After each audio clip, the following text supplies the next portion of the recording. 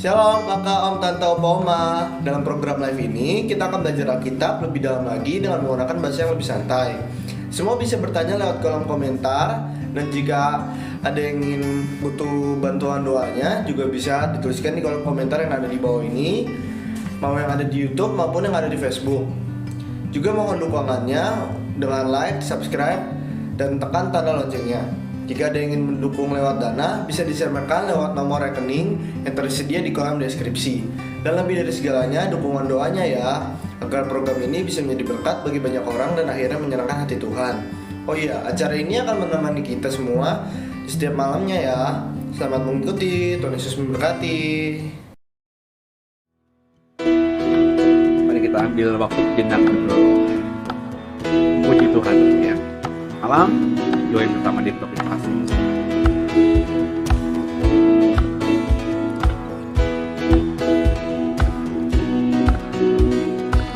If we call to Him, He will answer us. If we run to Him, He will run to us. If we lift our hand, He will lift us up. Come now, praise His name, all you saints of God.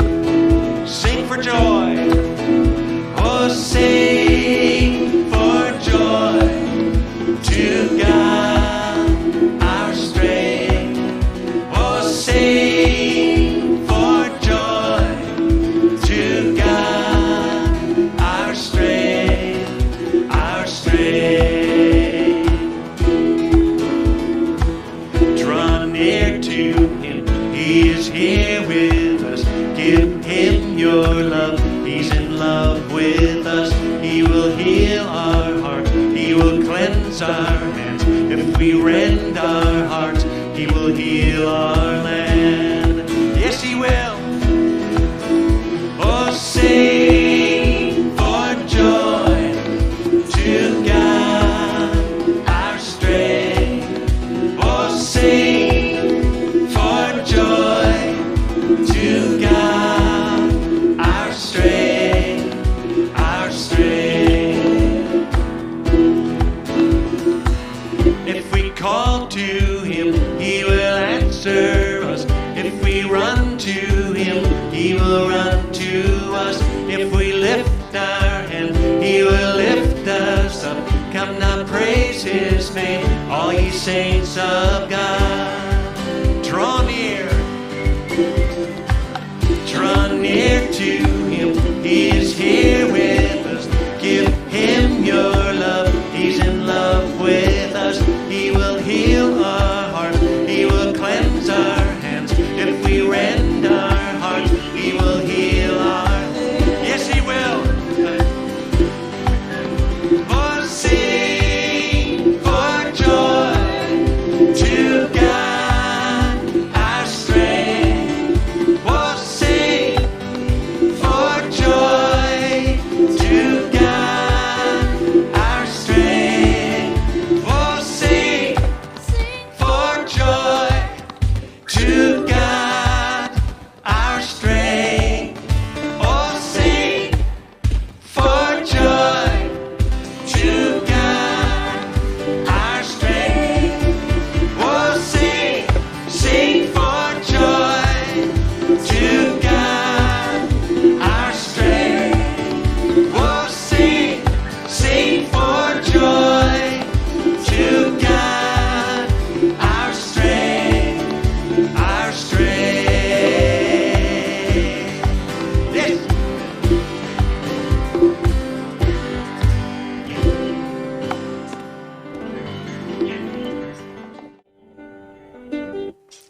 Ya, selamat malam kembali saudara ya, Shalom. Semoga damai sejahtera Tuhan, berkat Tuhan, kasih Tuhan terus limpah atas kita semuanya ya. Terutama bagi Bapak Ibu dan saya yang mau terus komitmen, antusias dalam tadarusan Alkitab. Bahasa lainnya, coba merenungkan firman Tuhan, membaca firman Tuhan ini dengan sungguh gitu saudara ya. Dan kita akan coba mendalami Markus saudara ya. Kita sudah membaca Markus kemarin ya di dalam pasal yang pertama.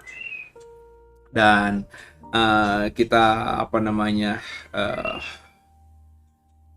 sudah sampai pada beberapa ayat di dalam pasal yang pertama karena terlalu panjang kemarin, ada prolog yang panjang juga di saya, maafkan. Dan Senin malam ini coba kita selesaikan Wahyu pasal yang pertama. Dan untuk itu kita siapkan Alkitab kita. Kita akan buka Wahyu pasal pertama ayat yang ke-21 ya. Tuhan, ini tugas kami, beri keberanian bagi kami. Ya, perikopnya dimulai atau diberi judul oleh Lembaga Alkitab Indonesia, Yesus dalam rumah ibadat di Kapernaum. Ya, Kapernaum ini masih di wilayah sekitar Galilea, saudara ya. Jadi Yesus berarti masih di area Galilea, berarti dalam konteks dia masih baru ya. Dalam ceritanya Markus dia masih baru mengumpulkan murid-muridnya ya. Yang pertama kita tahu di Markus, Petrus dan Andreas, kemudian Yakobus dan Zebedeus, anak-anak Yakobus dan Yohanes, anak-anak Zebedeus yaitu yang sering disebut the Boanerges ya, anak-anak guru. Ada 4 orang murid dalam konteks Markus pasal yang pertama di ayat-ayat yang kemarin kita sudah sharing ya. Dan kita lanjutkan ayat 21 ini, demikian firman Tuhan. Mereka tiba di Kapernaum. Setelah hari Sabat mulai, Yesus segera masuk ke dalam rumah ibadat dan mengajar. Ya, setelah hari Sabat mulai, berarti hari Sabat baru mulai. Ini berarti kurang lebih malam, saudara. Jumat malam ya, bukan Sabtu tapi Jumat malam, karena hari di dalam konteks budaya Yahudi itu berganti di jam 6 sore. Jadi kalau hari Sabat mulai, setelah hari Sabat mulai, berarti kurang lebih ya baru hari Jumat di jam 6, jam 7 ya. Jadi baru beberapa waktu saja memasuki Sabat, maka Yesus segera masuk ke rumah ibadah. Jadi kurang lebih mungkin sore atau malam gitu ya. Dan kadang-kadang karena situasi cuaca di sana, saudara ya, itu jam 6, jam 7 itu masih terang, sebenarnya masih terang benderang, masih ada sinar matahari gitu ya. Dan memang agak beda dengan konteks Indonesia gitu ya. Jadi masih terang dan jadi jam 6, jam 7, jam 8 itu masih bisa orang berlalu lalang tanpa mempergunakan misalnya obor atau lampu gitu, saudara ya. Lanjut, kita baca ayat 22. Mereka takjub mendengar pengajarannya, Sebab ia mengajar mereka sebagai orang yang berkuasa, tidak seperti ahli-ahli Taurat. Ini menarik ya. Kalimat Markus, Yesus mengajar sebagai orang yang berkuasa, ya, power gitu ya, punya kuasa. Tidak seperti ahli-ahli Taurat. Kan kurang lebih bahasa lainnya tuh, ya ahli Taurat tuh kalau ngajar gitu aja, ya nggak ada kuasanya. Ya, ini tergantung perspektif saudara memahami berkuasa tuh gimana ya. Tapi kalau saya belajar memahami ya selain Yesus punya kuasa itu ya, siapa yang meragukan, apalagi kita orang percaya meragukan Yesus yang penuh kuasa karena Yesus kan Tuhan. Tapi kalau saya selalu memahaminya berusaha dengan yang sederhana aja. Ya. Berkuasa ini berarti ya ketika Yesus mengajarnya itu dengan antusias, mengajarnya dengan sungguh-sungguh, mengajarnya dengan gairah, dengan passion. Ya, kalau bagi saya semua apapun yang kita kerjakan tanpa gairah, tanpa sungguh-sungguh, tanpa antusias ya nggak akan ada kuasanya. Ya. Karena tadi ahli Taurat di zaman Tuhan Yesus tuh banyak sekali, saudara. Ya. Karena kan kita tahu bahwa dalam konteksnya perjanjian baru, orang-orang Israel itu yang punya darah Lewi, darah imam itu kan sudah banyak sekali. Ya. Dan Bapak Ibu jangan berpikir bahwa semua yang punya darah Harun itu adalah imam, ya. Karena kalau kita melihat nanti perkembangan sejarah ya hanya dari garis Sadok sajalah yang bisa melayani sebagai imam kepala. Yang lainnya itu keturunan Harun lainnya kan banyak sekali. Keturunan Lewi lainnya itu kan banyak sekali yang tidak tentu dapat bagian dalam keimaman. Ya. Mereka akhirnya jadi ya mungkin penjaga bait Allah, pembantu imam.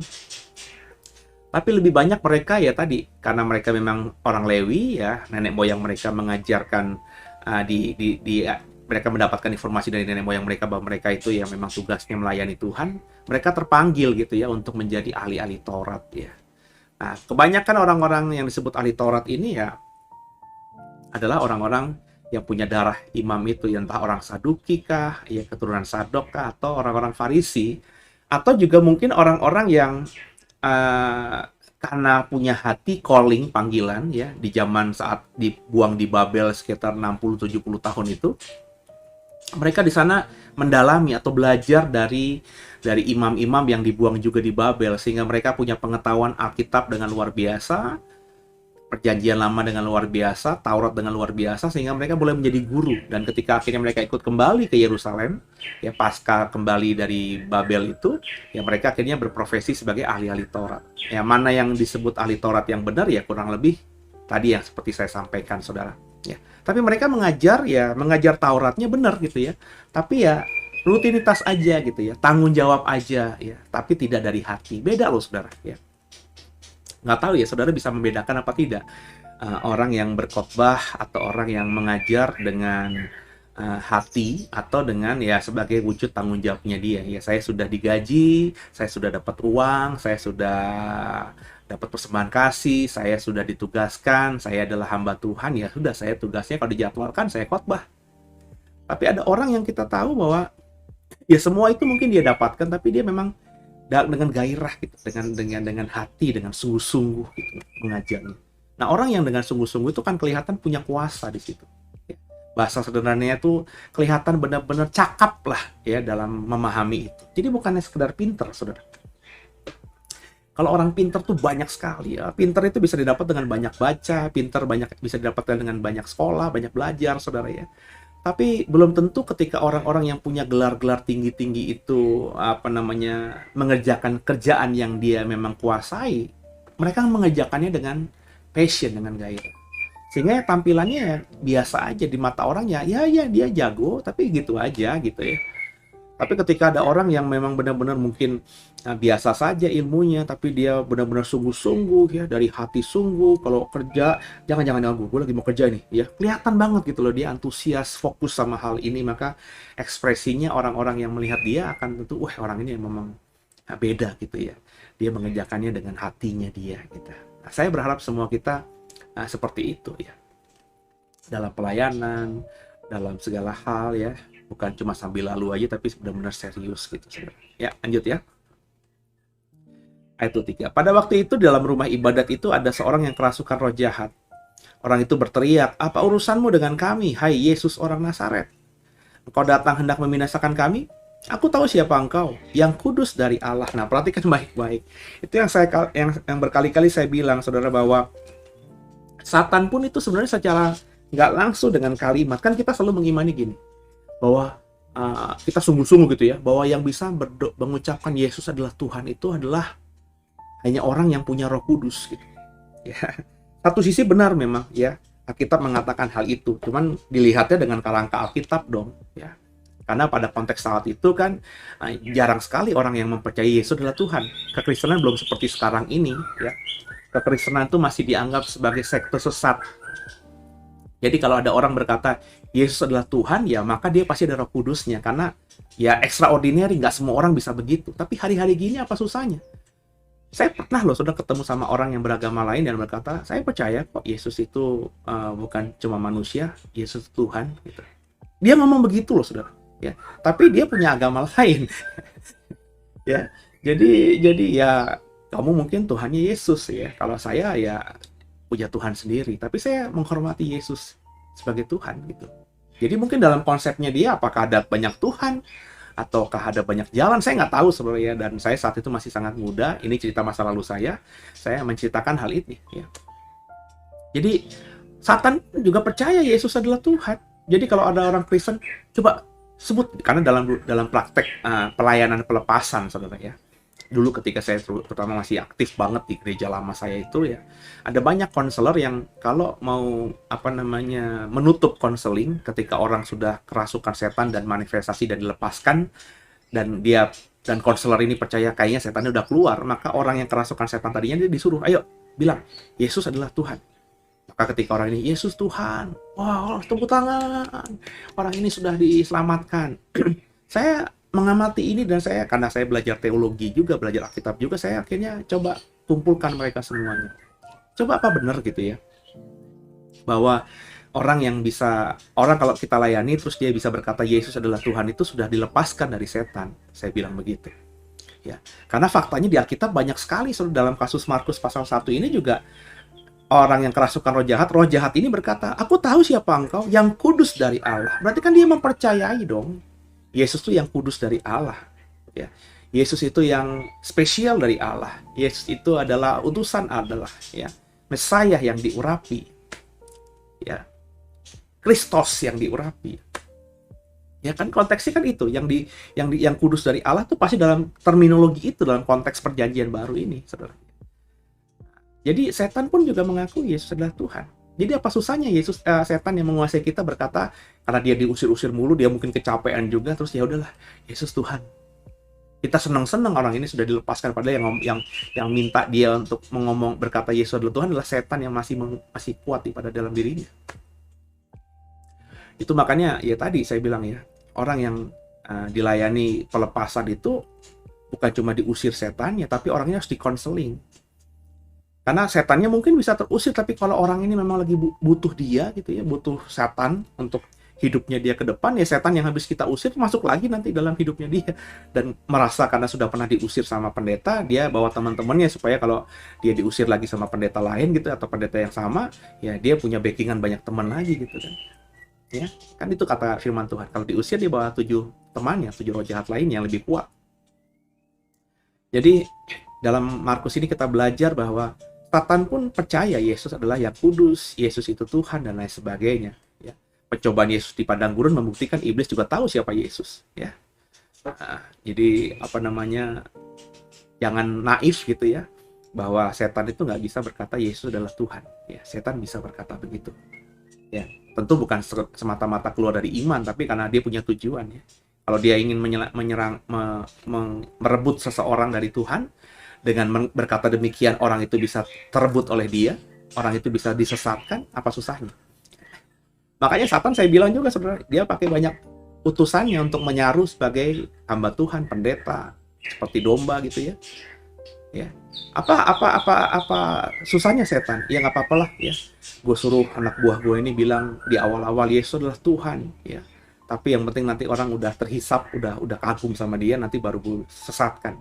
Kan Satan itu goalnya yang penting, ya. Yang penting orang itu disesatkan. Mau gimana caranya dia menyesatkan orang itu, setan nggak pernah peduli.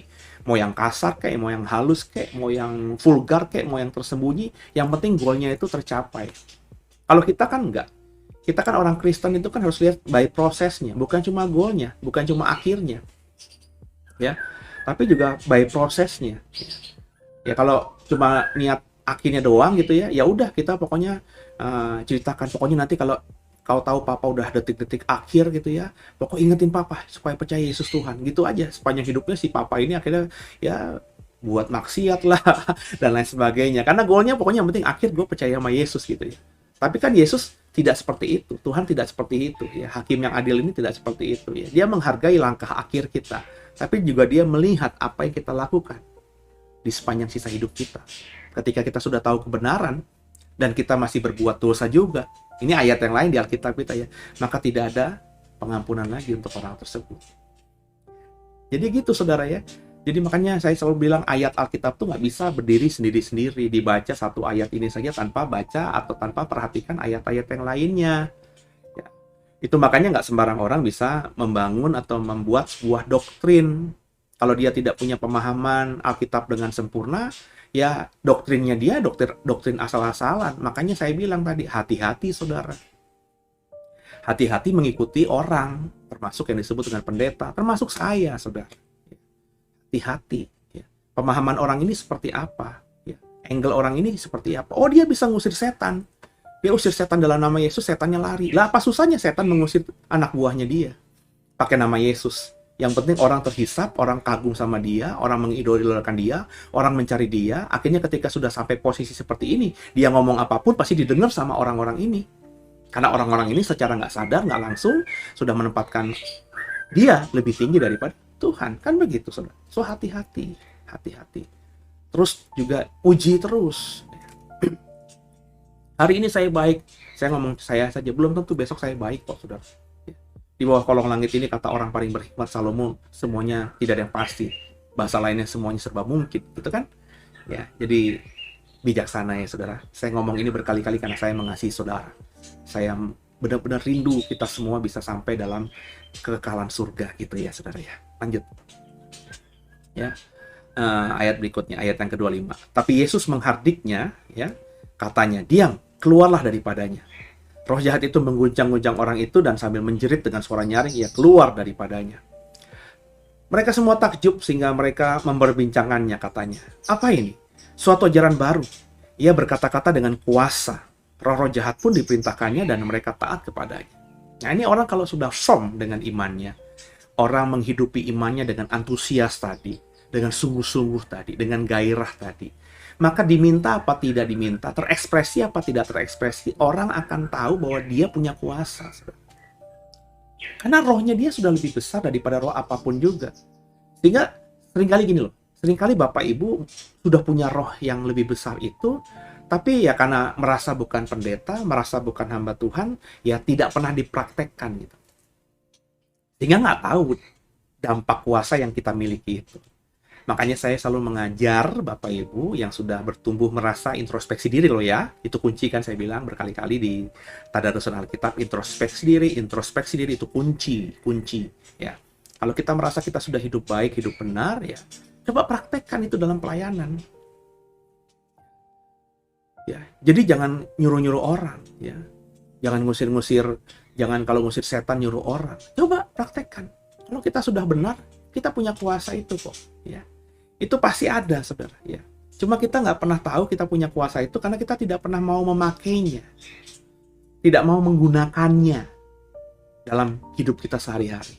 Kita terlalu bergantung pada orang yang kebetulan disebut dengan pendeta itu. Jadi jujur saudara ya, memang saya tuh sedih gitu loh. Dan ini sampai pada level pekerja pelayan Tuhan. Ya. Saya bukan berkata begini ya. Nggak boleh minta didoakan pendeta. Bagi saya ya boleh saja. Kalau memang kita sudah merasa kita sudah lakukan dan kita merasa kurang gitu. Tapi mestinya dilakukan sendiri. Kalau baru bertobat, datang ke gereja, terus Pak Pendeta saya belum bisa doa dengan bagus, tapi saya kepengen anak saya ini diberkati, anak saya diurapi, anak saya ini jadi orang yang takut akan Tuhan, tolong doain Pak Pendeta. Saya akan respect luar biasa. Orang ini sadar, dia sudah introspeksi diri, dia baru bertobat, dia belum tahu apa-apa. Tapi dia rindu anaknya lebih hebat daripada dia, anaknya dipakai Tuhan lebih daripada dia. Maka saya akan doakan. Tapi kalau saya tahu yang minta mendoakan anaknya itu udah khotbah di mana-mana, ya. Udah ngajar firman Tuhan di mana-mana, udah jadi pelayan Tuhan bertahun-tahun, kesaksiannya bahkan udah bombastis, doain orang, nyembuhin orang. Tapi anaknya sendiri aja masih didoakan, minta didoakan pendetanya. Ini bagi saya bertanya-tanya. Kalau saya bertanya-tanya, kenapa? Why? Gitu. Why? Apakah ada yang salah dari dirinya sehingga dia nggak pede dengan mendoakan anaknya sendiri? Kan begitu. Kalau saya mah jujur, saudara ya, anak-anak saya, ya saya doakan sendiri aja. Sampai hari ini bahkan orang yang saya hormati, ya, dalam artian bapak rohani saya, tidak pernah saya minta untuk mendoakan anak saya secara direct gitu. Atau saya telepon tiba-tiba mau ujian anak saya, ya Pak tolong doain Pak, anak saya mau ujian, atau anak saya sakit aja, ya flu, pilek, batuk, demam gitu ya, Pak tolong doain anak saya sakit, tolong Pak. Enggak lah, anak gue sakit meskipun dia panasnya tinggi, ya saya yang mendoakan. Kenapa? Saya yakin dengan kuasa yang saya miliki, bukan kuasa dari saya lah, Tuhan yang ada dalam diri saya ini, saya yakin akan memberikan saya kuasa untuk menyembuhkan anak saya ini. Jadi saya hampir nggak pernah gitu. Ya. Anak saya kah, istri saya kah, saya doain tupangin tangannya sendiri. Ngapain saya minta orang lain gitu loh. Ya. Nah, ini mestinya jadi pemahaman kita. Ya.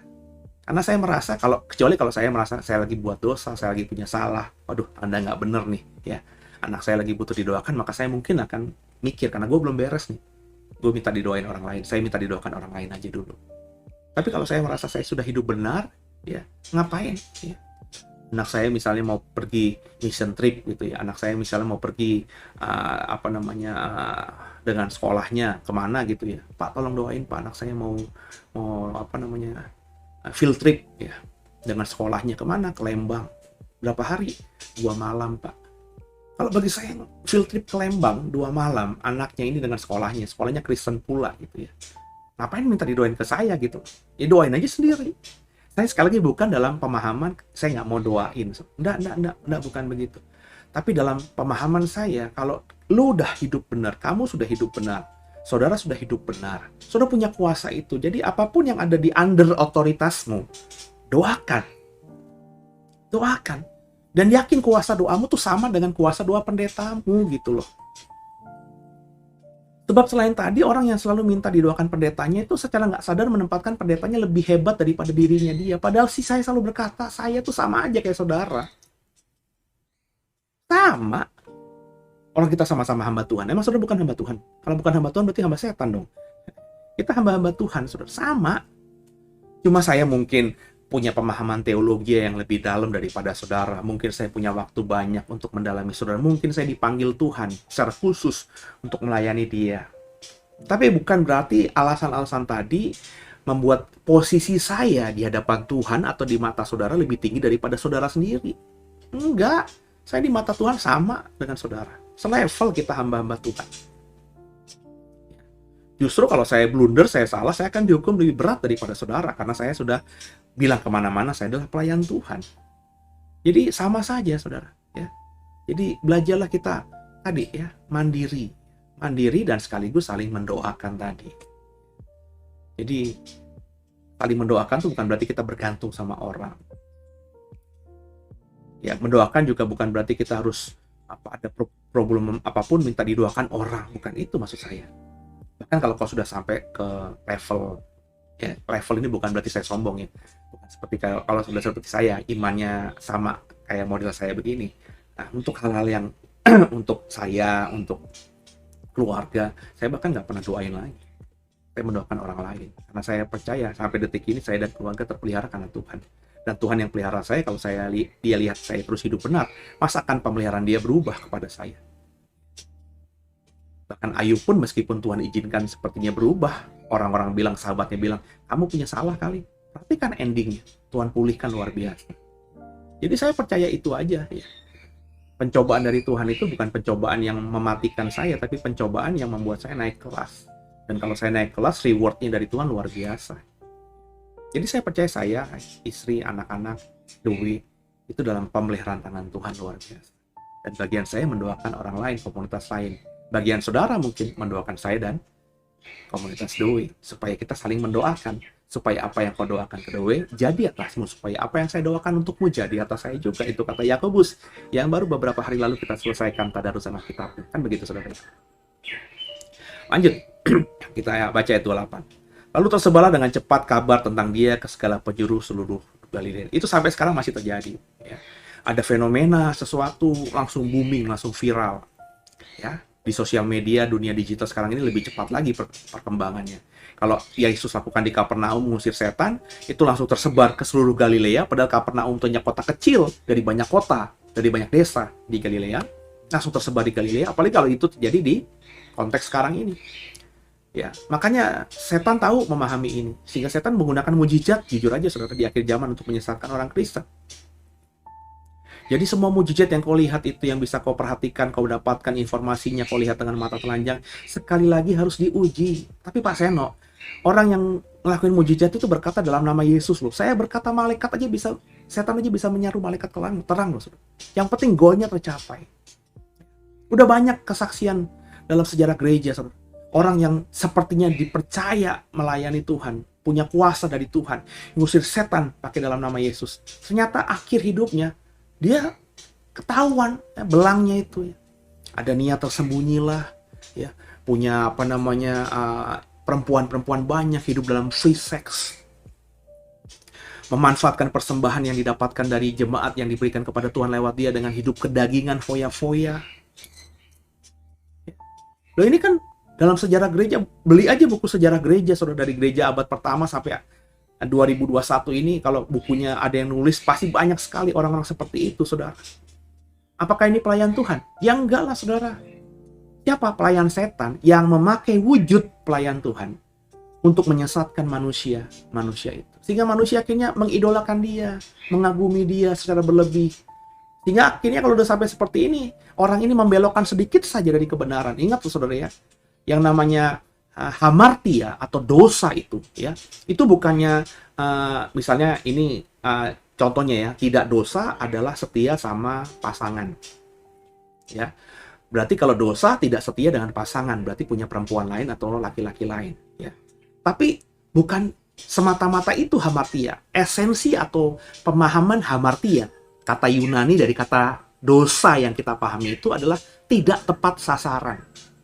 Kalau hukumnya setia, terus tidak setia. Hukumnya setia sama istri, sama suami, tapi punya perempuan dan laki-laki lain, itu kan sudah sangat bertolak belakang 180 derajat. Itu sudah berbeda, udah melanggar benar. Tapi pengertian dosa atau hamartia itu bukan seperti itu aja, tapi tidak tepat sasaran. Kita tetap setia sama istri kita. Secara harafiah, secara daging, secara literal, secara fisik kita tetap hanya punya satu perempuan. Tapi kita tidak mengasihi dia dengan sungguh misalnya. Contohnya apa? Kita tidak jujur dengan gaji kita, Pak. Kita bilang sama istri kita, gaji saya ya UMR di atas sedikit lah 5 juta. Tapi sebenarnya yang kau dapat dari kantor 10 juta. Atau ya, kebesaran 5,5 juta. Jadi ada 500.000 yang kau tidak jujur dengan dia. Meskipun dengan alasan yang masuk akal. 500.000 ini aku nggak usah bilang sama istri. Kalau bilang pasti nanti diminta. Aku simpen untuk misalnya tabungan di masa tua kita. Niatnya bagus, tapi nggak jujur. Itu tidak tepat sasaran, Pak. Itu kayak kalau orang nembak, kalau orang manah ya. Sasaran tembaknya kan bundaran merah yang paling kecil yang ada di tengah sasaran tembak itu. Tapi peluru atau anak panahnya itu tetap nempel di papan sasaran itu. Tapi nggak pas di bundaran merah itu. Dapat nilai nggak kalau kita ikuti, ada PON sekarang di Papua, ada SEA Games, Asian Games, Olimpiade? Dapat, Pak. Tapi nilainya nggak 100. Hanya 90, 95, 99,9 karena kurang sedikit aja dari titik sasaran itu. Dapat nilai, tapi tidak tepat. Tidak tepat, itu hamartia. Tidak tepat, itu dosa, Pak. Memang berat, Pak. Memang itu harafiahnya. Ya, Bu. Jadi maksud saya ya tadi, saudara ya. Kita harus berhati-hati. Melihat fenomena tadi, mujizat yang saya bilang tadi akan dipakai setan untuk mempengaruhi atau menyesatkan banyak orang percaya. Jangan gara-gara bisa ngusir setan, jangan gara-gara ada orang yang sembuh, jangan gara-gara khotbahnya bagus, jangan gara-gara pengajarannya bagus, kita langsung mencap dia, ini hamba Tuhan yang diurapi. Nanti dulu, diuji dulu, dikenali dulu, cari tahu dulu. Ya. Karena meskipun saya penampilannya bagus di mata saudara, ya, kalau saya sengaja memang saya tahu saya memanfaatkan keterkaguman saudara kepada saya, ya, dan hanya saya yang tahu, wah itu udah dosa, saudara. Dan saya pelaku dosa, hidup dalam dosa, menikmati dosa. Ya. Makanya tadi sudah jadi orang Kristen tuh berkali-kali saya bilang penting hikmat, penting memiliki roh yang bisa membedakan roh. Aduh, saya nggak mungkin bosan. Kenapa? Saya tahu banget, ya. Itu dulu sempat membuat saya akhirnya hampir tersesatkan, terlalu mengagumi banyak hamba Tuhan yang saya pikir hebat. Tapi ternyata saya tahu akhirnya bejat. Kecewa saya jujur. Terus saya kecewa, marah sama siapa? Marah sama Tuhan pada momen itu. Kenapa Tuhan izinkan hamba Tuhan yang saya bilang hebat itu jadi jatuh dalam dosa? Lama saya bergumul begitu, kenapa Tuhan izinkan sih? Ya lama-lama ketika saya akhirnya mendalami Alkitab, ya nggak kecewa, marah sama Tuhan tuh tidak marah dan tinggalin Tuhan, tapi saya justru pengen tahu kenapa. Tuhan ngomong, di sejak awal memang dia nggak benar. Dia hanya memakai aku, namaku, untuk kepentingannya. Dan aku diamkan saja karena ya tadi ya, ada banyak juga. Kalau orang beritakan kepada orang tentang namaku, kan banyak orang semakin kenal aku. Tapi aku tidak akan izinkan orang ini lama-lama. Biarlah orang nanti akan tahu juga. Kamu bertobat kepadaku karena siapa? Karena orang ini kan. Kalau bukan karena orang ini bisa bertobat nggak? Saya mikir-mikir, iya juga. Gue kagum sama khotbahnya dia.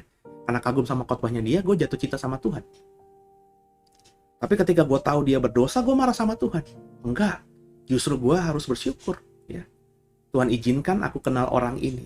Tapi karena Tuhan memilih saya, mengasihi saya, Tuhan nggak izinkan saya terus terikat dengan orang ini. Akhirnya apa? Ya udah, belangnya dia, bangke, busuknya itu akan kecium juga dan akan tahu di mana bentuk bangkainya, di mana bangkai itu ada.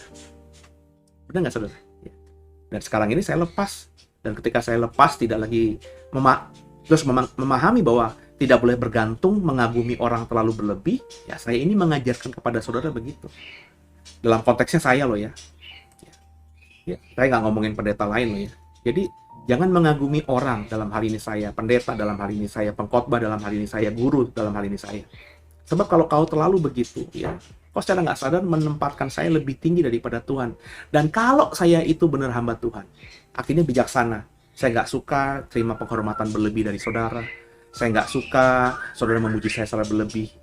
Dan itu pasti kan keekspresi dari ucapan saya, dari gestur saya. Ketika saudara mungkin ketemu saya, cium tangan saya, muji-muji saya pasti akan kelihatan gestur tubuh saya nggak suka itu.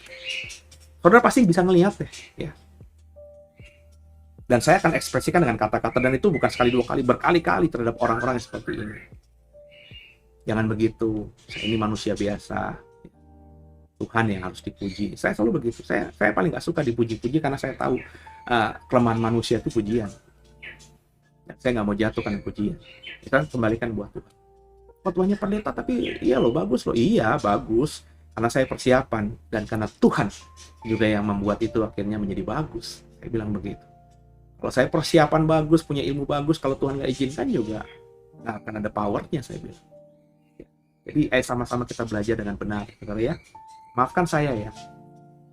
Tapi saya harus berkata bahwa sebagian besar orang Kristen di luar sana itu masih begitu. Masih begitu. Dan saya kepengen saudara nggak begitu. Kita jadi komunitas The Way yang agak beda dikit, yang tidak terlalu gimana gitu sama pendetanya, is okay. Malah saya senang. Jadi orang tadi tahu The Way itu apa? Itu loh. Yang semua anggota membernya itu punya iman gila kepada Yesus. Saya nggak mau dikenal sebagai hamba Tuhan yang ditanya, The Way itu apa? Itu loh, yang gembalanya Pase itu loh. Saya nggak mau begitu. Sebab kalau begitu berarti saya lebih tinggi daripada Tuhan. Itu yang dipahami oleh orang di luar sana. Meskipun faktanya saya gembala dari The Way. Makanya saya berusaha untuk coba gimana. Hari ini saya mati-matian, saudara. Untuk membuka mata hati, mata pikiran dari orang-orang terdekat saya untuk ayo kita punya wadah ini Doe. Ayo buat tanpa harus saya suruh, tanpa harus saya minta, pakai ini. Memang hari ini sepertinya Allah kalau saya beri yang terbaik nanti Doe. Nah ini pola pikir yang kayak gitu. Nanti Pase yang punya nama. Saya emang nggak gitu. Ya. Jadi ya itu kalau orang punya pikiran begitu maka selamanya dia akan begitu. Saya dulu di GPIB, saya dulu di Tiberias. Saya bisa buat apa saya buat, saudara. Saya buat semaksimal mungkin. Meskipun saya tahu nanti nama saya ya tinggal di belakang layar aja, kadang-kadang nggak dikenal, ya nggak penting bagi saya. Yang semakin ternama adalah nama Tiberiasnya, nama hamba Tuhan gembala saya dulu yang saya hormati Pak Pari Haji, is okay bagi saya karena emang faktanya seperti itu, ya. Tapi ya tadi, ya, saya akhirnya melihat bahwa Tuhan tuh lihat saya juga. Apa yang saya kerjakan nggak akan sia-sia. Jadi sama-sama kita belajar hal ini. Jujur saya udah dalam kalimat verbal berkali-kali mengatakan kepada ya orang-orang yang saat ini ya mungkin entah dia merasa dekat dengan saya kah, saya mengaku mereka adalah orang-orang Doe, tim inti Doe. Saya sudah ekspresikan ini. Ya. Ayo mau buat apa? Kerjain yang terbaik. Lakuin aja hari ini yang terbaik. Meskipun memang karena mereka pakai bendera Doe yang punya nama nanti Doe. Yang namanya lebih dikenal ya Pase, otomatis itu. Tapi jangan berpikir seperti itu. Pikirnya tuh ke depan, jangan pikir hari ini. Kalau saya pikir hari ini dulu ketika saya di gereja Tiberias, ketika saya dulu di GBI, saudara, saya nggak di Protestan di GPIB, ngapain saya? Ya, ketika di GPIB bahkan ketika hari Natal saya sampai nginep-nginep, bersihin gereja, dekor gereja. Apakah ada uangnya? Nggak ada, saudara. Kalau itu bagus, apakah yang dilihat saya? Enggak, koordinator atau majelis yang memang jadi ketua panitianya. Orang tetap nggak akan kenal saya karena ketika saya dekorasi malam-malam nggak ada orang di gereja, hanya orang-orang tertentu aja yang nemenin atau jadi panitia yang tahu bahwa saya kerja di situ. Tapi jemaat awam kan nggak tahu, saudara. Dan panitia itu berapa persen sih dari secara umum keseluruhan? Jadi ketika jemaat, keren ini, wah dekornya gereja ini keren banget di Natal ini nih. Wah emang ketua panitianya kalau ini bagus lah. Padahal ketua panitia nggak kerja, yang kerja kami, saya dalam hal ini. Tapi saya nggak pernah pikir begitu. Kerjain aja maksimal. Yang dipuja-puji ya mungkin orang-orang yang punya nama di atas itu. Tapi hari ini saya mengecap berkatnya. Nah ini udah saya bagi lagi sama saudara. Mungkin saudara juga pernah dengar dalam angle khotbah saya di mana gitu ya. Cuma entah kenapa ini belum dipahami oleh banyak orang yang bahkan sudah saya anggap dekat dan merasa dekat dengan saya. Masih nunggu diperintah, masih nunggu disuruh, masih takut salah melangkah.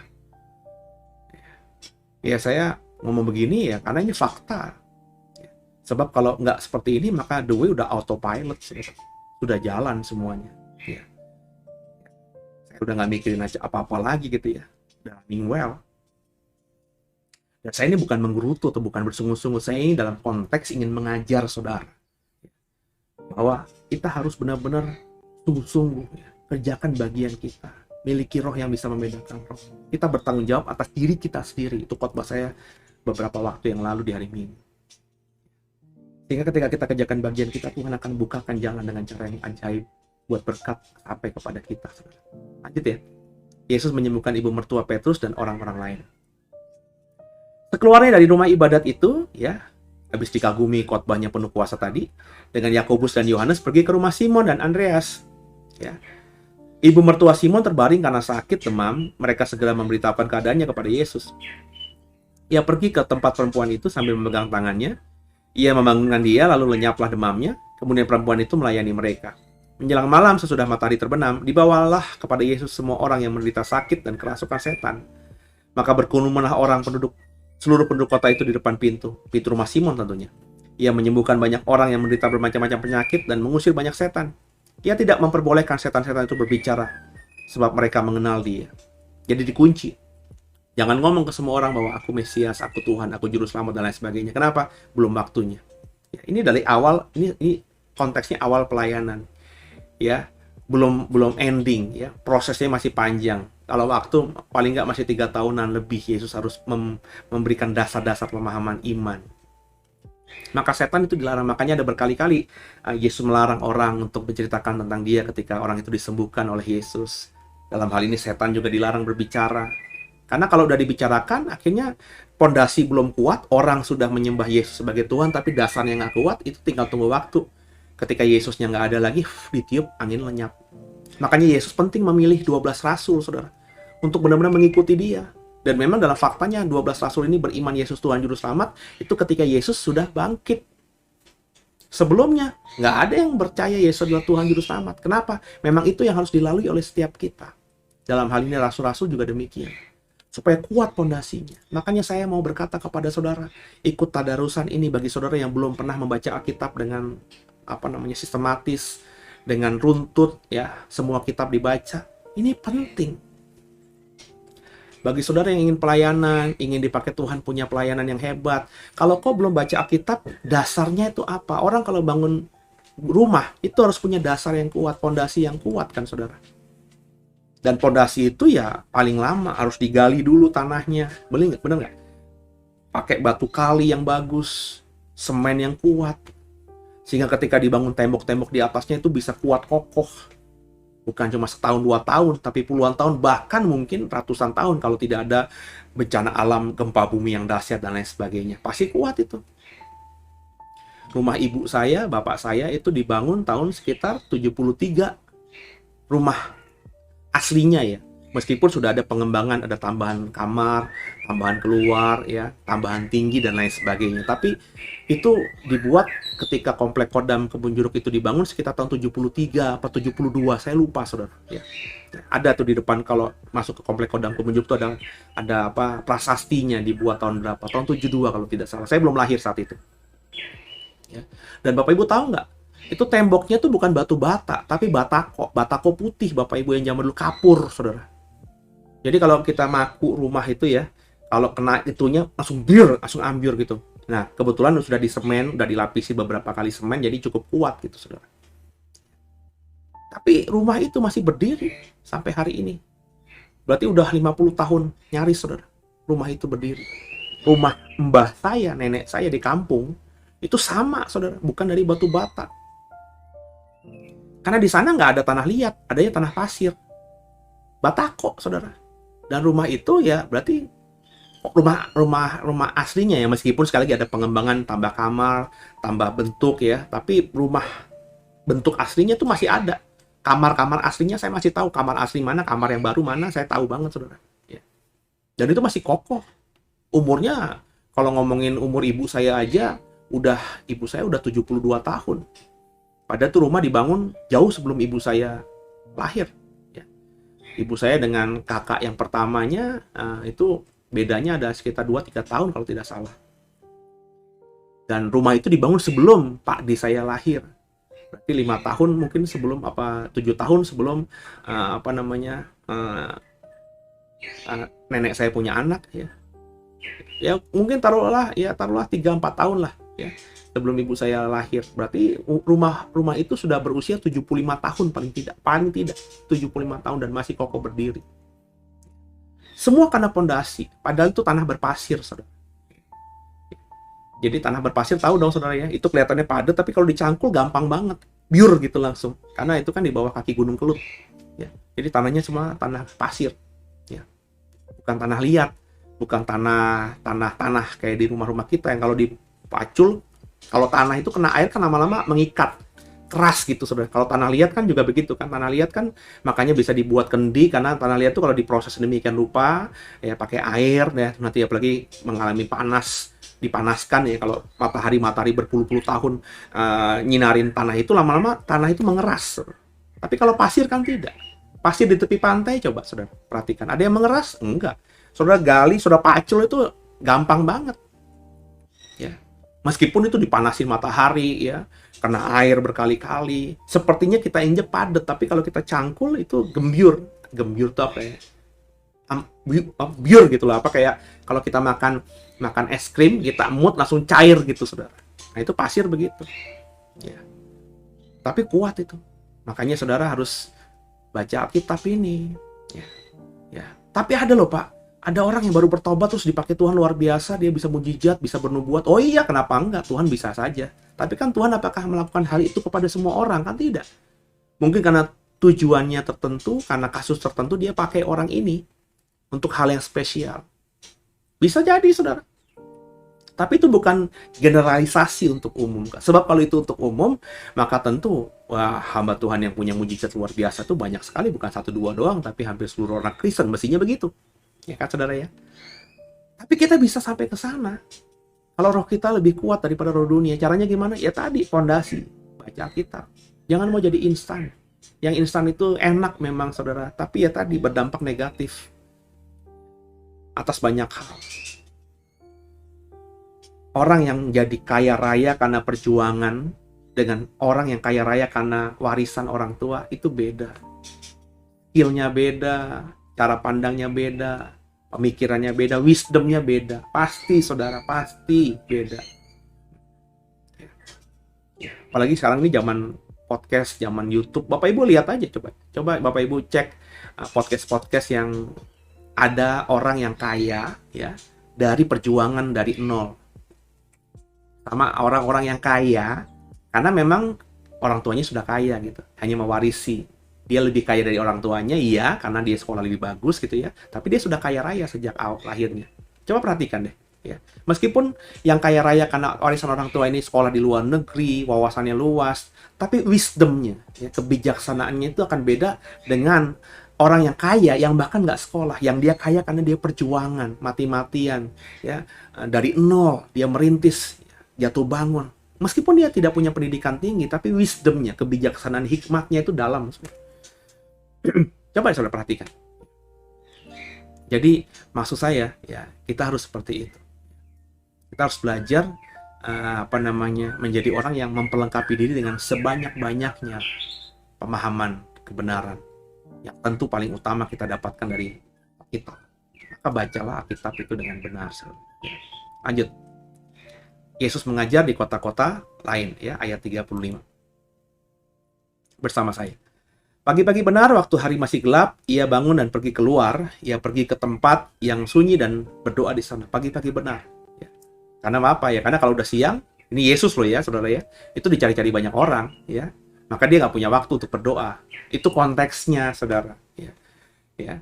Kalau saudara misalnya dicari-cari orang pada waktu masih gelap gitu ya, dalam artian saudara pekerjaan saudara tuh ya kayak gitu, sedangkan kalau siang-siang saudara nggak dicari orang gitu ya, ada nggak gitu ya? Ada aja misalnya kayak bartender gitu. Bartender atau orang-orang yang kerja sebagai security malam atau orang-orang yang kerjanya malam lah, misalnya ada pedagang wedang ronde misalnya, sekoteng misalnya. Atau apalagi yang jualannya malam-malam itu. Dia dicari malam-malam. Dia maka kalau ketika malam dia doa nggak bisa. Tapi ketika siang ya, orang mana ada yang beli wedang ronde siang panas-panas ya. Minum jahe panas-panas mana enak sih gitu kan ya. Jadi orang ini siang-siang jualan pasti nggak dicari orang. Nah dia bisa doa di situ. Tapi kalau malam-malam udah gelap, orang udah mulai ngerasakan dingin, hujan pula, yang namanya wedang ronde, sekoteng, minuman-minuman jahe atau orang yang jualan seperti itu di malam-malam pasti dicari orang, dia nggak bisa doa. Jadi maksud saya sekali lagi, ini harus dilihat konteksnya ya. Jadi jangan juga akhirnya dipahami bahwa doa tuh yang paling bagus tuh pagi-pagi, malam-malam. Ya nggak gitu juga, tergantung orangnya kali. Nangkep saudara. Nah Yesus, dalam konteks Yesus, kenapa dia pagi-pagi benar? Ya, karena memang kalau dia sebelum orang tidur, ketika dia masih bangun, orang masih ada di kakinya dia untuk dengarkan khotbah dia. Dan kalau sudah siang, Yesus keluar kelihatan, orang cari banyak mengikuti ya. Ngikutin dia. Nah kalau diikutin orang banyak, bagaimana dia bisa berdoa? Paling ke 12 murid akan ngikutin dia kan. Makanya Yesus sebelum matahari terbenam itu dia keluar dari rumah tempat dia tinggal untuk agak sedikit menjauh, naik ke bukit. Kalau dia tinggal di Bukit Zaitun, di tempat dia bermalam di satu tempat di area terbuka dengan murid-muridnya, dia mungkin pergi agak jauh gitu ya. Supaya dia bisa berdoa sendirian. Ketika semuanya belum bangun. Itu konteksnya Tuhan Yesus. Saudara. Nah, kalau saudara pekerja malam misalnya, saya tidak pernah bilang pekerjaan itu ada yang haram atau ada yang halal, saudara. Semua itu bagus aja, ya. Ketika tidak melanggar firman Tuhan dan ketika itu calling. Andai kata saudara memang seorang manajer hotel gitu ya, tugas malam gitu ya, kenapa enggak gitu? Bisa doa pagi-pagi? Nggak mungkin bisa. Orang baru pulang pagi. Sepanjang malam kita harus mengawasi hotel ya, memanage hotel, ada klubnya di situ ya, ada barnya di situ, ada diskotiknya di situ. Kita harus manage kan, karena kita manajernya, tugasnya tugas malam. Sampai rumah pagi nggak bisa doa. Maka kita istirahat dulu dong. Mungkin siang jam 12 kebangun, ya anak-anak sekolah, istri sedang nonton telenovela atau film Korea gitu ya. Nah, kita bisa ambil waktu sendiri berdoa. Jadi tergantung saudara, sekali lagi tergantung saudara. Ya. Jadi meskipun ada baiknya kita berdoa pagi, karena kalau pagi itu kan situasi dunia belum ramai, kan itu ya, lebih tenang, lebih sejuk. Ya. Saya juga sudah beberapa hari ini rekaman ini pagi-pagi, jam 4 saya udah bangun. Jam 4, jam 5, jam 6, jam 7, ini udah mendekati jam 8 ini. Ya, saya masih rekaman lagi. Sebab ya tadi, alasannya karena pagi-pagi ya masih sepi. Ya. Saya juga udah kebangun. Kalau kebangun habis doa terus juga sekedar hanya buka-buka handphone, ngapain? Ya udah saya rekaman aja. Supaya kalau saya sudah selesai rekaman, tanggung jawab saya selesai, saya tinggal bisa mengisinya dengan apa yang kesukaan saya misalnya ya. Beresin kandang burung atau beresin pohon-pohon saya lah, atau kemudian saya merenung apa yang saya mau kerjakan buat Tuhan di kemudian hari. Kan begitu ya. Lanjut ya. Tapi Simon kawan-kawannya menyusul dia. Waktu menemukan dia, mereka berkata, semua orang mencari engkau. Bayangin, ya, waktu hari masih gelap saja, ya, orang-orang sudah mencari Yesus. Bayangin ketika kalau siang, wah lebih banyak lagi orang mencari Yesus. Jawabnya, marilah kita pergi ke tempat lain, ke kota-kota yang berdekatan, supaya di sana juga aku memberitakan Injil. Karena untuk itu aku telah datang. Lalu pergilah ia ke seluruh Galilea dan memberitakan Injil dalam rumah-rumah ibadat mereka dan mengusir setan-setan. Nangkep ya saudara ya? Itu Petrus sama teman-teman lain nyari Yesus karena mungkin keganggu ya. Petrus, ini anak yang sakit. Karena kan Yesus melakukan banyak mujizat pada malam itu ketika habis mertuanya Petrus disembuhkan. Mertuanya Petrus disembuhkan berarti kan Petrus punya keluarga, punya istri. Besar kemungkinan punya anak. Benar ya saudara ya? Kalau Petrus demikian, apakah yang lainnya enggak? Ya besar kemungkinan iya. Jadi jangan jadi naif bahwa 12 rasul Yesus itu semuanya tidak nikah. Oh, jelas-jelas Petrus menikah. Jadi ada besar kemungkinan yang lain pun sedemikian rupa gitu ya. Dan ya tadi, ya Yesus luar biasa dicari. Lanjut. Yesus menyembuhkan seorang yang sakit kusta. Seorang yang sakit kusta datang kepada Yesus dan sambil berlutut di hadapannya ia memohon bantuan katanya. Kalau engkau mau, ya, itu kalimatnya luar biasa ya. Engkau dapat mentahirkan aku, ya. Kalau engkau mau, kau dapat mentahirkan aku. Ini permohonan yang bagi saya mesti kita contoh. Ini orang kusta yang secara sosial, secara agama dipinggirkan karena nggak boleh ada di bait Allah, di sinagoge karena sedang najis. Kusta itu najis, ya. Dianggap kena kutuk saat itu. Secara sosial juga dijauhi. Dan dia memohon kepada Yesus ketika dia tidak berdaya itu dengan kalimat yang keren. Jika engkau mau. Ini kan dipraktekkan Yesus juga ketika doa di Getsemani. Bapa, jika boleh, cawan ini lalu daripadaku. Namun kehendakmu yang jadi. Jika kamu mau aku minum cawan ini, aku akan minum. Kan begitu. Nah, tapi kita gimana biasanya? Saya selalu mengatakan bagaimana kita ketika berdoa. Apakah kita demikian? Tuhan, aku sembuh dalam nama Yesus. Aku percaya aku sembuh. Ya nggak salah beriman seperti itu. Tapi kalau kita melihat angle yang lainnya, kan mestinya kita nggak berdoa begitu. Tuhan, kalau boleh sih aku sembuh nih. Tapi jika engkau yang memang mau berniat menyembuhkanku loh ya. Kalau kau punya niat rencana yang lain buatku, hidupku selesai di dunia ini dengan sakit seperti ini, biarlah rohku kau ampuni dan kau bawa rohku ke tempat di mana kau berada dalam kekekalan. Jadilah kehendakmu. Kan begitu mestinya. Tapi berapa banyak orang yang sudah sakaratul maut ya, sudah hampir menjemput maut itu berdoa seperti ini. Ya. Nah, ini yang mesti harus kita belajar ya, agar kita sampai di sana ya. Maka tergeraklah hatinya oleh belas kasihan, lalu mengelurkan tangannya menjamah orang itu dan berkata kepadanya, aku mau, jadilah engkau tahir. Justru doa yang begini nih, jika engkau mau. kalau Tuhan berkenan, jika Tuhan izinkan. Ini justru yang membuat Yesus tergerak dengan belas kasihan. Makanya saya selalu berkata, memposisikan diri itu harus benar gitu di hadapan Tuhan. Meskipun kita mengklaim kita adalah anaknya, sahabatnya, tapi kita juga harus baca ayat-ayat di Alkitab lain, kita adalah hambanya, budaknya dia. Kita tuh nggak layak sebenarnya. Jadi posisi sebagai anak, posisi sebagai hamba, posisi sebagai sahabat, posisi kita tidak layak di hadapan Tuhan itu harus kita samakan, harus kita satukan. Sehingga muncullah pemahaman diri, posisi diri yang tepat di hadapan Tuhan. Kadang kebanyakan orang Kristen merasa, aku adalah anaknya Tuhan, aku adalah anak Bapa. Jadi kalau doa sama Bapa tuh udah manggilnya kadang-kadang nyeleneh-nyeleneh ya. Dedi, aku minta ini, aku percaya Dedi kasih. Dedi mana yang beri batu ketika anaknya minta roti? Ya itu benar, ayatnya benar saudara. Tapi kan ada juga ayat yang lainnya, ya, yang mencontohkan tidak seperti itu. Dan Yesus justru berbelas kasihan dengan orang seperti ini. Makanya harus kita kolaborasikan. Itu pentingnya kita baca Alkitab dengan benar, supaya kita bisa tahu mana sih kebenarannya. Bukan berarti menjadi beriman anak Allah itu tidak benar. Bukan berarti beriman menjadi sahabat Allah itu tidak benar. Bukan berarti beriman menjadi budaknya Tuhan tidak benar. Itu semuanya benar. Tapi karena fakta itu ketika kita pakai logika agak berbeda. Posisi anak sama budak kan nggak sama, saudara. Posisi anak sama sahabat juga nggak sama. Saya mengasihi anak saya luar biasa. Tapi saya sama sahabat saya percaya luar biasa.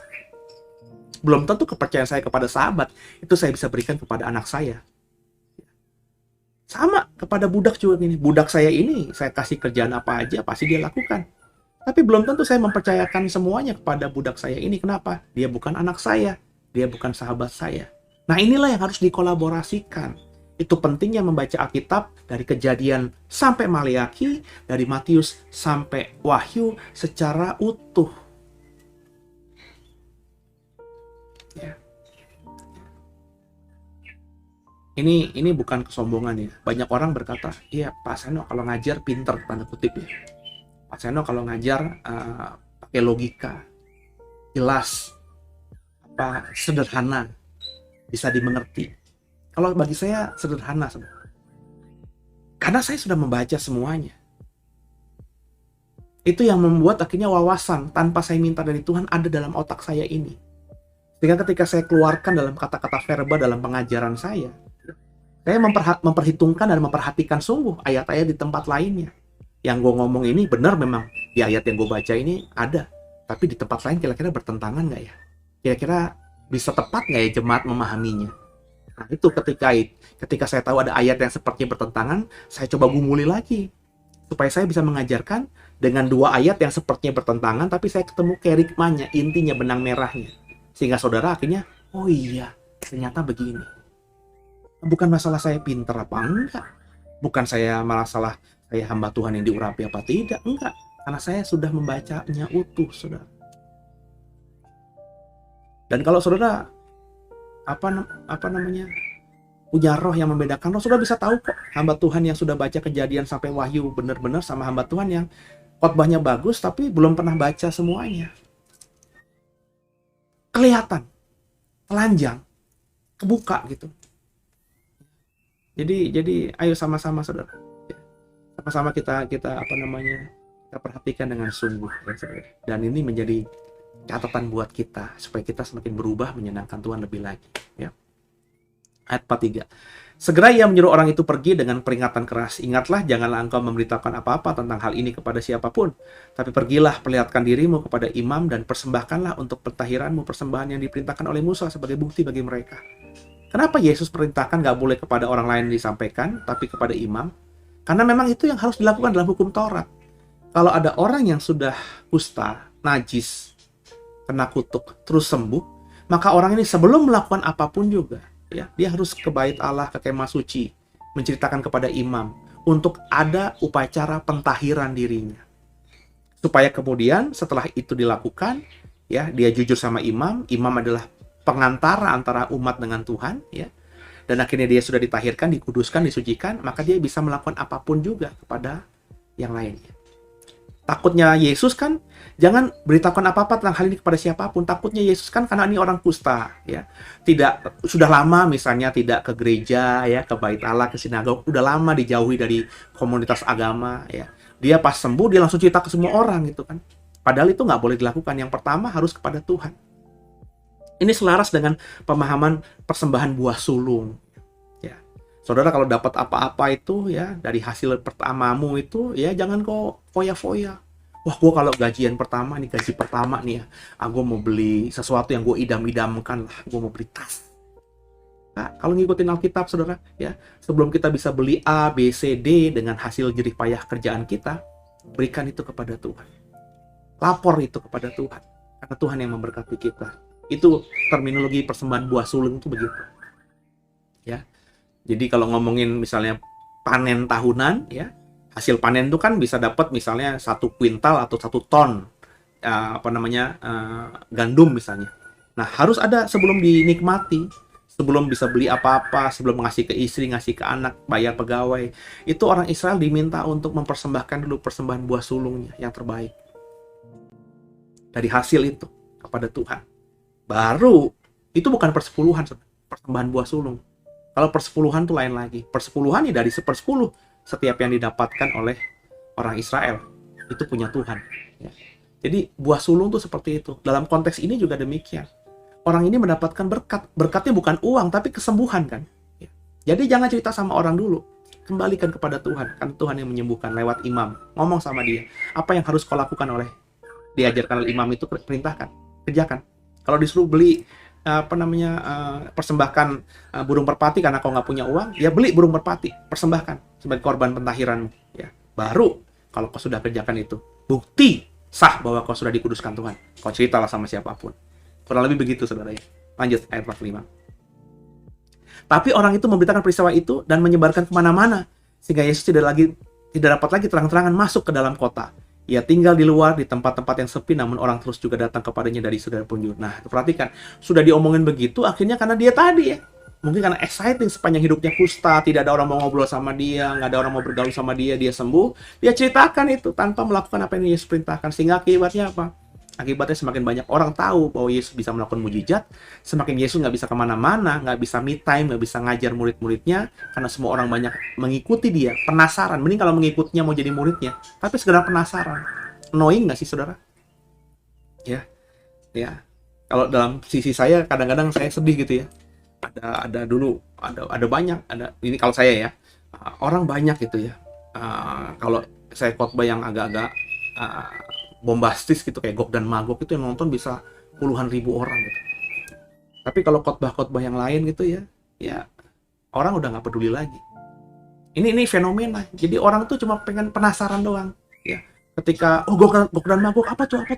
Wah, maka mereka nonton saya gitu ya, cari saya ya. Gog 1, 2, 3, 4, seterusnya ditonton gitu ya. Tapi cuma sekedar penasaran. Habis tahu penasarannya terjawabkan dari khotbah itu, khotbah saya yang lain nggak didengarkan. Jadi kalau diingat orang di luar sana, bukan saudara ya, di luar sana.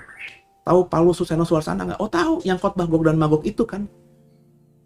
Dipikirnya saya kalau orang nggak tahu kan dipikirnya saya khotbahnya itu mulu gitu. Padahal apakah begitu? Kalau kau ikuti saya emang suka akhir zaman. Saya boleh dibilang saya paham lah akhir zaman. Tapi dalam persentase khotbah saya tentang akhir zaman, ya nggak sampai 50% khotbah saya tentang akhir zaman. Kenapa? Saya memahami akhir zaman penting, tapi ada banyak angle kebenaran firman Tuhan lain yang jauh juga lebih penting yang harus disampaikan. Ya, jadi Yesus juga begitu. Akhirnya dia nggak bisa mau seenaknya gitu, karena kemana-mana orang mencari dia, mencari karena hanya penasaran, mencari hanya karena pengen melihat mujizat lagi. Itu yang terjadi sampai hari ini. Ya, sampai hari ini. Ketika ada gereja mempraktekkan mujizat, gereja itu bisa penuh. Tapi orang-orang itu penuh cuma pengen melihat kesaksian, mendengarkan kesaksian, melihat dengan mata telanjang orang yang sakit sembuh, orang yang kerasukan setan-setannya dikeluarkan, manifestasi. Tapi orang ini tidak sedang dalam mengejar kebenaran, hanya sekedar pengen tahu doang. Ini yang saya bilang, bahaya kalau gereja tidak mengajarkan kebenaran. Kalau gereja hanya menekankan mujizat aja. Sebab mujizat akan berlalu, Alkitab katakan. yang tinggal adalah firman Tuhan. Benar nggak saudara? Iya kan? Iya. Maka dia harus diajarkan firman Tuhan. Banyak kan gereja, terbuktilah gereja yang 20, 30 tahun, 40 tahun lalu, waktu gereja masih kecil kita, hamba Tuhan atau masih kecil kita, itu keren banget, kita kagumi soal mujizat. Sekarang kan penekanannya hanya itu saja, hilang. Gerejanya juga hilang, semakin berkurang masanya. Padahal ketika gereja kita mengajarkan kebenaran, orang yang kenal Tuhan lewat mujizat diajarkan, dimuridkan. Orang ini akan terus ada di situ. Kenapa? Semakin dia haus akan Tuhan, terfasilitasi dengan pengajaran-pengajaran yang dalam. Itu yang sebenarnya saya kerjakan di tempat lama, saudara. Saya bilang sama Tuhan, Tuhan, untuk samain dengan gembala, nggak mungkin lah, gembalaku ini mujizatnya luar biasa. Karunianya dari Tuhan kelihatan telanjang, aku akui. Maka aku mau imbangi untuk melengkapi, menyempurnakan pelayanan beliau. Saya mau ngajar ya Tuhan. Saya mau menekankan pengajar. Ya, tapi rupanya nggak disukai sama banyak orang. Dipikirnya Pak Seno, Pendeta Seno itu nggak ngomongin mujizat, perjamuan kudus, minyak urapan terus-terusan. Dia khotbah yang lain. Loh iyalah, kalau ngomongin perjamuan kudus, minyak urapan terus-terusan kan gembala dan yang lainnya sudah banyak. Saya mengajarkan yang lain. Toh masih kebenaran, bukannya saya kutip dari kitab suci agama lain, kan dari Alkitab juga. Karena saya ingin agar jemaat yang sudah menemukan Tuhan lewat mujizatnya dan dia mau bertumbuh imannya, dia mendapatkan kelas khusus.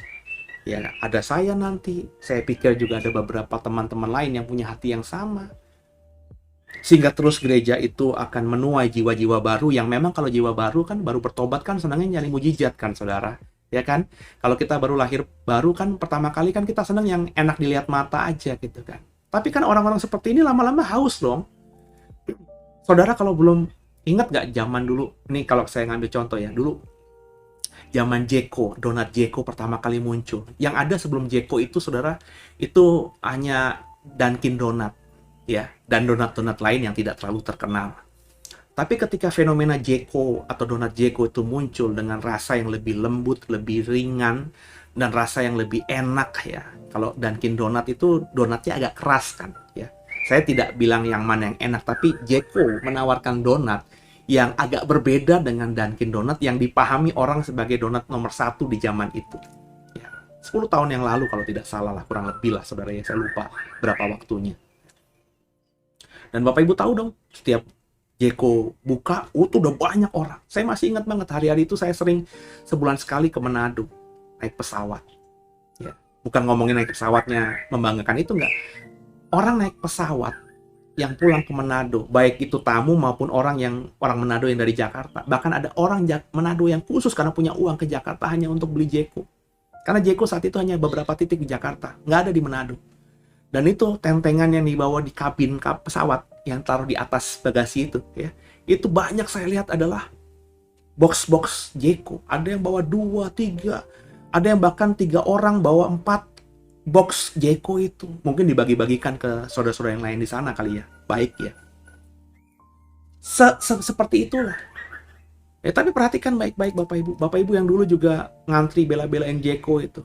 Sekarang masih seperti itu? Oh ya, saya masih makan Jeko. Tapi nggak kayak dulu juga gitu kan. Kenapa? Pertama, rasanya udah tahu.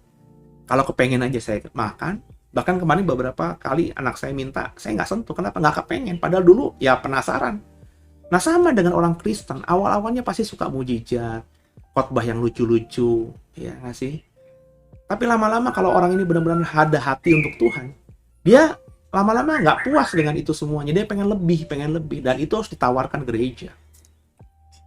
Nah di The Way, saya bilang sama teman-teman saya, ya saya kuat di pengajaran. Bermainlah di area yang lain, saya bilang itu. Jangan semuanya mau ngajar, ya, karena semuanya nggak punya karunia sama seperti saya. Ya. Coba dengan angle yang lain. Saya bilang, ada kamu apa? Sukanya misi, sukanya penginjilan. Ya udah, kalau khotbah ya khotbah soal itu aja. Nggak usah yang terlalu dalam-dalam gitu. Kamu dari apa? Oh saya dari marketplace, saya dari dunia sekuler Pak. Ya saya tahulah seluk-beluk orang yang kerja, bisnis. Nah udah, kalau khotbah bermain di arah itu. Ya. Nggak usah terlalu mengeksplor Alkitab. Kalau memang Tuhan nggak suruh, ya bukan panggilan, ya ngapain.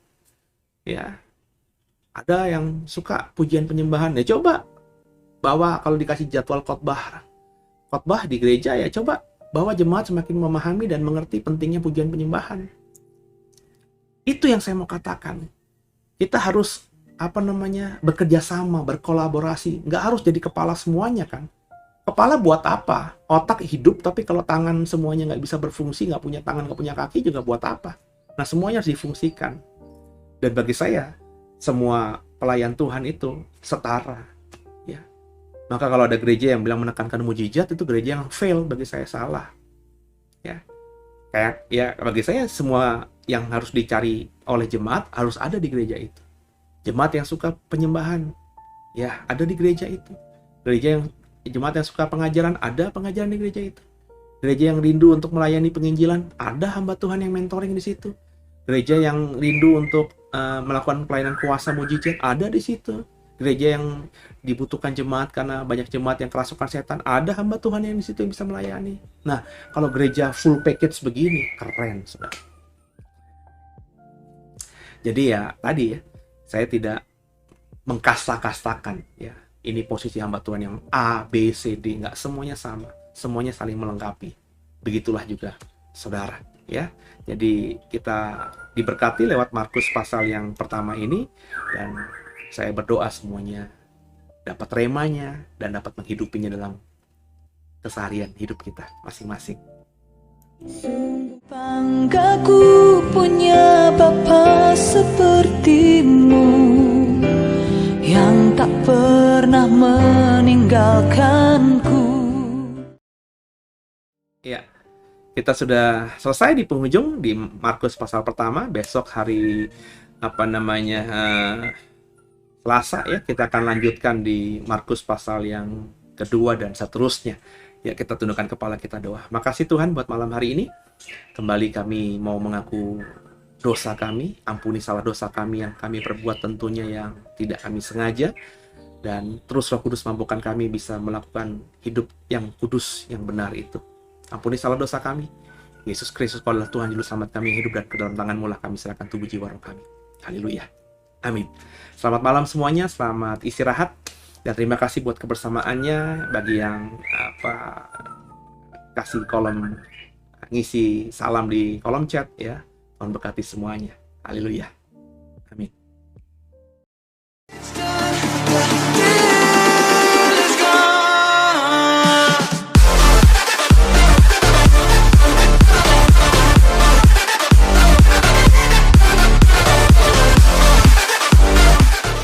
Bagi Bapak Ibu yang merasa diberkati dan ingin memberkati kami lebih lewat dana, dapat disalurkan melalui scan barcode berikut ini atau ditransfer melalui rekening yang ada di layar Bapak Ibu Saudara.